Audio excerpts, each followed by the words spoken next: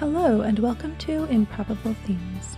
I'm J. Grace Pennington, and this is my podcast where I share 6 improbable thoughts before breakfast, which in this podcast means 6 thoughts about reading, writing, or just storytelling in general.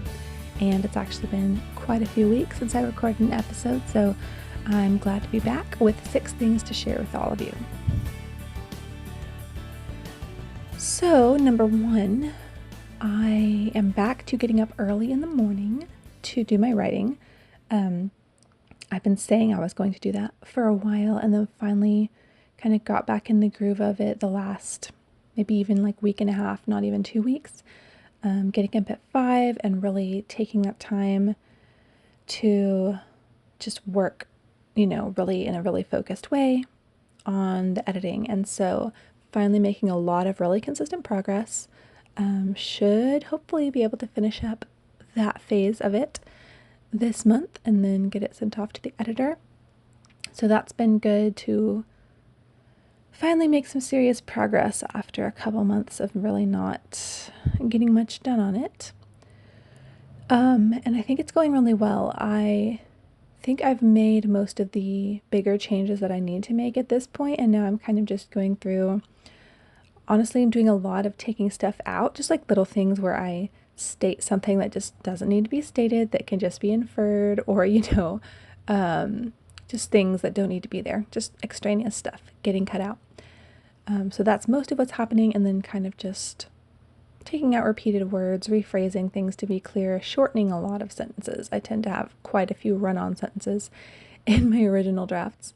So yeah, I feel like it's going well, and I think the last part here should go pretty smoothly since, like I said, I think I've done all the bigger edits already. So really glad to have finally gotten back into the swing of that and hope to be able to share it with y'all maybe next month.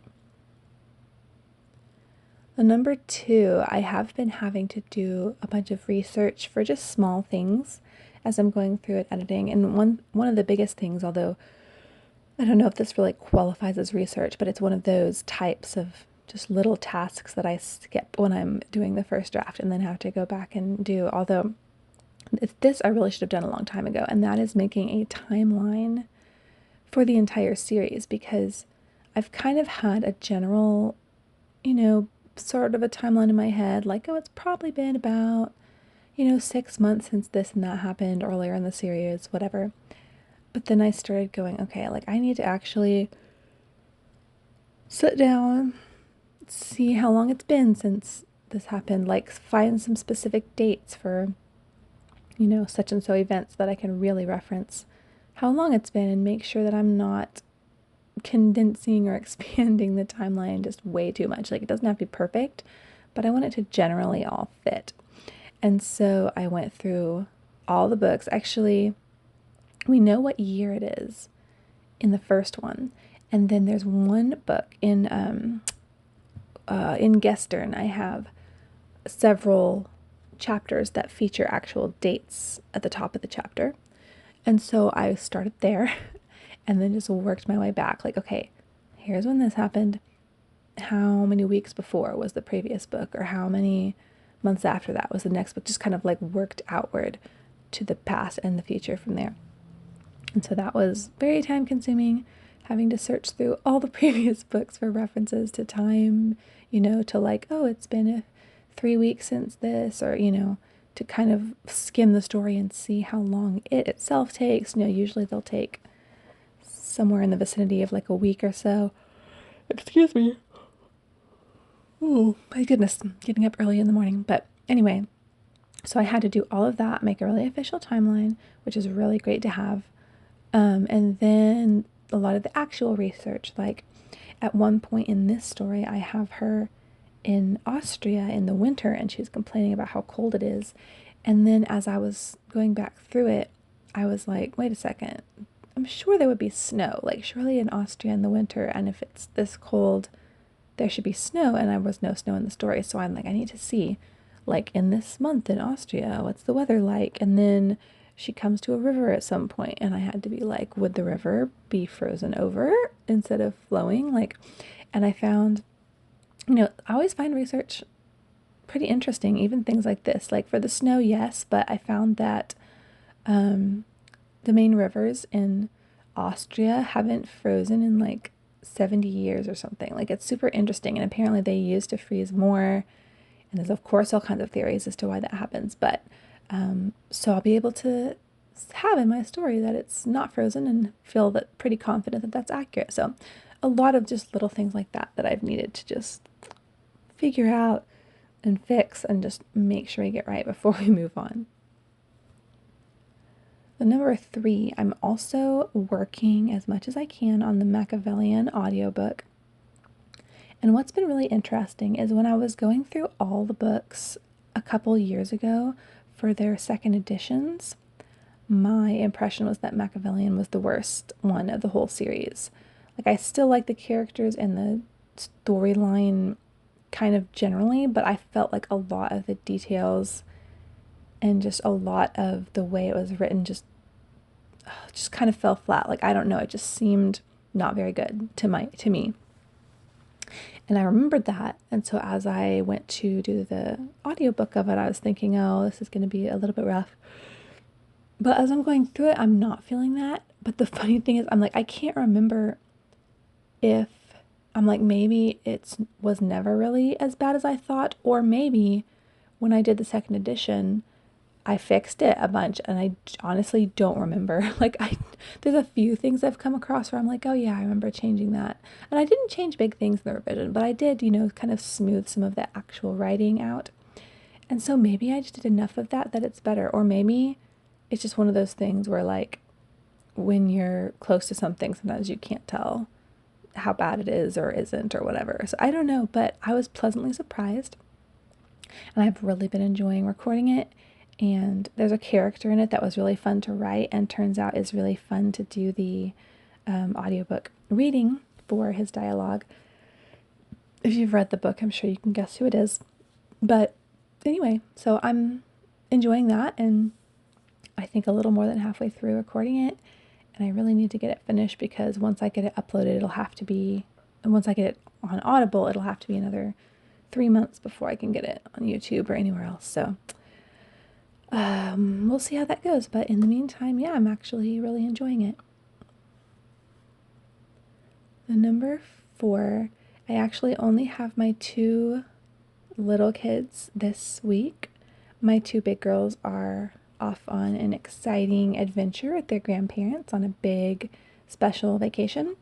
And so it's been really quiet around here. And my 3-year-old has, of course, now she's the big girl at home. And of course, she's been, talking a lot more, getting a lot more attention than she usually gets, sweet girl. And we've been having a great time.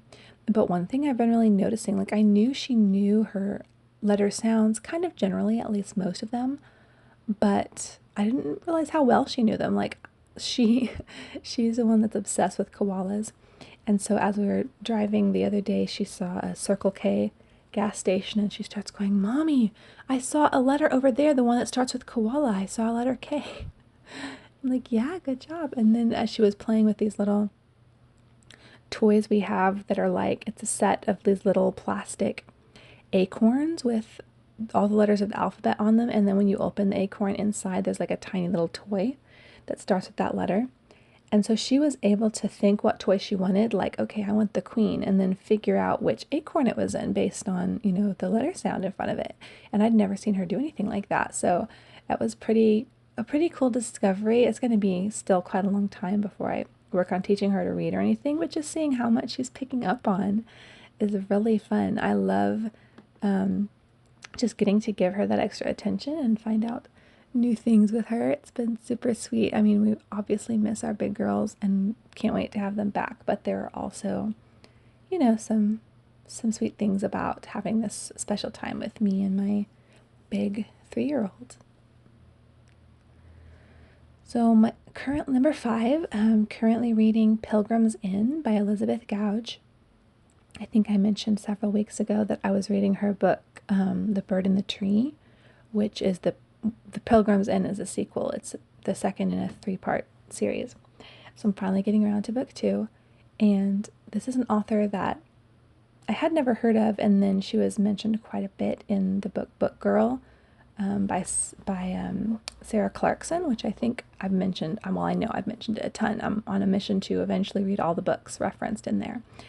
And so I finally had gotten around to reading Elizabeth Gouge, and when I read The Bird in the Tree, just absolutely fell in love. Like, she was one of those where, as I was reading the book, I was already knew I'm going to be rereading this, and I'm going to look forward to that.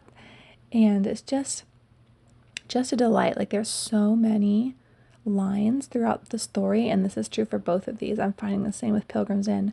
So many lines I just want to save and savor. I'll stop and reread again, and several of them I haven't been able to resist sharing a quote on Facebook or sending it to friends, because there's just so many of those like nuggets where you just read it and you're like, oh, that's so good. And the stories are really pretty, like, they're not very exciting. Like, it's just the story of this family and them, trying to figure things out, um, how to just get through life in a good way. Like, you describe the plots and it wouldn't sound exciting at all. And I wouldn't say it's exciting, but it's just, there's so much beauty and insight, and the characters just feel real and have the kinds of struggles and dilemmas that so many people do in life. And just her writing itself is so beautiful and insightful. And so I'm really happy that I've made this discovery. And she didn't write that many books, so it shouldn't be too difficult to get through all of them, in the near-ish future. I mean, there's a lot of books I want to read, so we'll see. But definitely going to finish out this series. And then I think she just has a handful of other books outside of that. But yeah, Elizabeth Gouge, definitely recommend if you like that kind of book where it's a little slower but very beautiful and just with a lot to say and to savor. Number 6, I know I mentioned that I've been struggling a lot with motivation with my writing, and that's partly also why I haven't been recording. Like, I just have kind of lost motivation in general, just that feeling like nobody cares about my books, nobody cares about this podcast, and I just want to sleep at 5 a.m. and not get up and do it. So I've definitely been in that phase of like, none of this matters. And it's hard to push yourself through that. And one kind of strange thing has been bringing me comfort lately when it comes to my books and them finding an audience and them having any kind of impact in the world. And that is just being reminded that you can't please everyone, which sounds weird to be comforted by that. But there have been, so I always go and add my books that I've read. Like, as I read a book, I'll add it on Goodreads and give it a rating. And I'll always kind of check through some of the other reviews on there. And it's just wild, the discrepancy between the people that, absolutely loved it, it's their favorite book ever, and they want to recommend it to everyone, and the people who just hated it or couldn't even finish it or whatever. Like, every single book that I've ever read and gone to put on Goodreads, that is the case. And there's people in between, of course, that were like, oh, this was just fine, but I'm not going to read it again, or whatever. There's the whole spectrum for every book that was ever written. And as I've been just noticing this anew lately, it kind of really has got me thinking, like, there really is something for everyone and someone for everything. Like, and I already know this about my books too. Like, I know there's a few people that really enjoy them and that love these characters about as much as I do and are invested. And so I'm like, there's a few of those. There's also more. And even for all the people that it's just not going to do it for them, because I know there's so many of those people, there are people out there that this story is going to hit that mark for. And that is a really comforting thought, because I'm not trying to please everyone.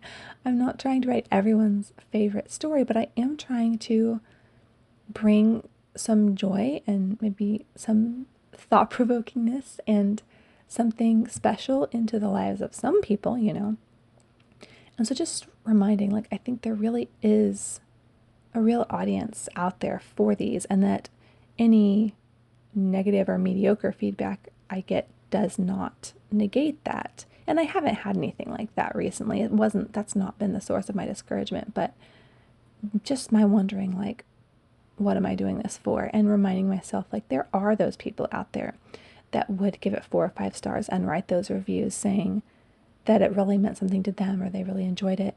And I want to reach those people. I want to write for those people who the story would mean something to. And so, yeah, that's actually been really helpful lately to be reminded of that and kind of helped me get over that hump a little bit. I mentioned now I'm really writing or, editing more consistently, much more consistently than I was, and just kind of able to get in that zone again of, even if I'm not always feeling the motivation, I'm able to push past it and work on things. And so I'm really grateful for that. And yeah, sometimes that motivation or encouragement can come from an unexpected place, and I appreciate it. Thank you all so much for listening. I am going to try to be a little more consistent with recording this, but like I said, a bit of a difficult spot lately, but I do really enjoy sitting down and kind of updating you, having these discussions. So it's not something that I want to let go of completely at all. And I appreciate everyone who takes the time to listen. And as always, if you have any thoughts on anything I've said, researching for stories, if you're a writer, do you like that or do you dread it? I kind of feel both, honestly. And then if you've read any Elizabeth Gouge, really would love to hear your thoughts, because like I said, I'm just really enjoying this introduction to her work. And then have you ever thought about that, how the fact that you can't please everyone and every book is going to have so many varied reactions from people, how that really means that there is an audience out there for everything. And what are your thoughts on that? So please let me know. Love having these conversations with other fellow story lovers. And again, I appreciate so much you taking the time to listen. Hope that everyone has a great day and a great weekend ahead, and stay improbable. Bye.